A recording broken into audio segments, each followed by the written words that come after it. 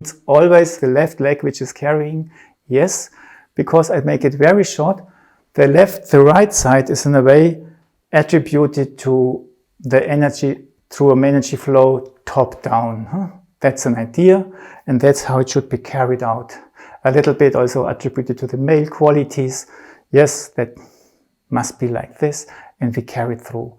For this right side also has a tendency to harden, to become rigid.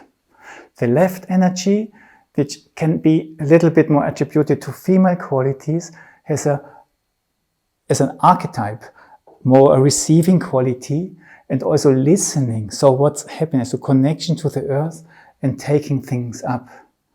And then not just giving it up to the sky again, but in a way it arrives in the heart, and there's the heaven for the heart.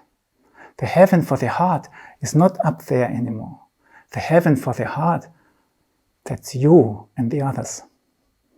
So this energy, and for this reason, what we try is that this right side, which so easily tends to harden, gets a connection towards with the flowing qualities.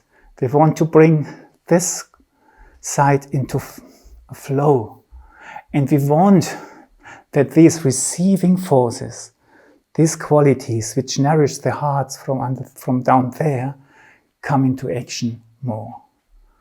Yeah, that's why we choose left for the carrying leg, right for the being moved leg.